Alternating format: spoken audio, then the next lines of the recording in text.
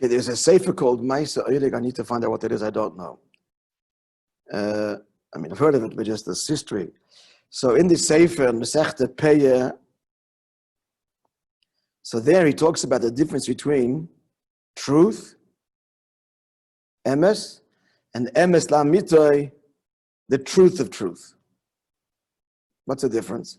So he brings there the Lashon of our sages, and it talks about a judge, that any judge who judges a din Emes Lamitoi, a true ruling, true to its truth.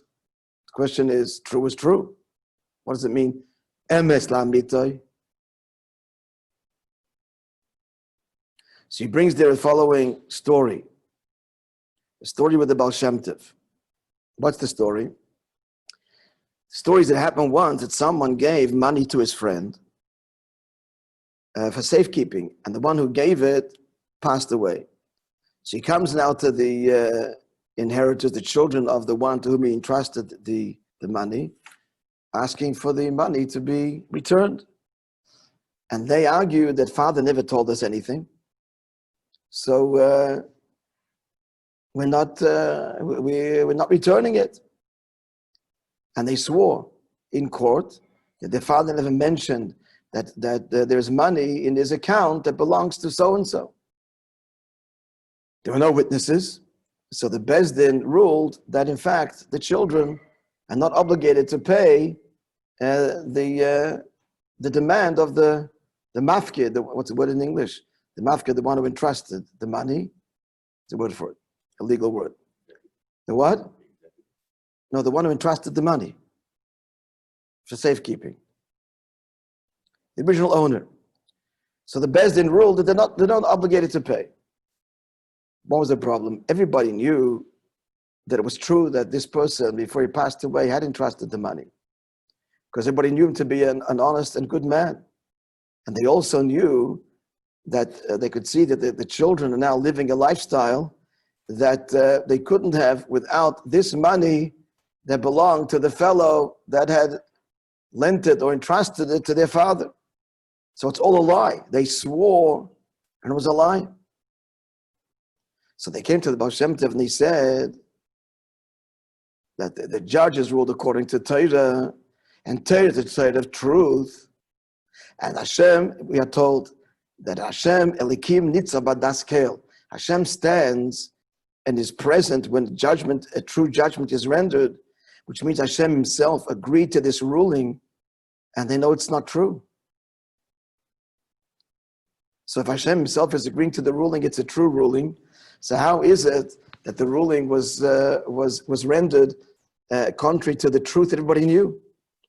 That the original fellow was an Ish Emes, and then the children are lying. And the proof is that they're living the life of Riley, which they could never afford. It's only because of this fellow's money. And they're getting away with it scot-free. So where's the Emes here? It's a Beis Din that followed the rules of Torah. And the Emes participated in the ruling as he does. Hashem Tov answered that the previous incarnation, in fact, the person that entrusted the money was really obligated to the one that he gave the money to. And if not to him, he needed to give it to his children. And it's the very same amount that in this incarnation, he had entrusted. So now, unbeknownst to the Beis Din, they were actually ruling a true ruling based not on the current picture, but on the previous picture, the previous story of a previous lifetime, a previous Gilgal. And so therefore, all Beis Din has to know is, you do what you have to do, governed by Torah. And it'll end up being not just the current truth that you see, but the truth within the truth. You will be mechaven, you will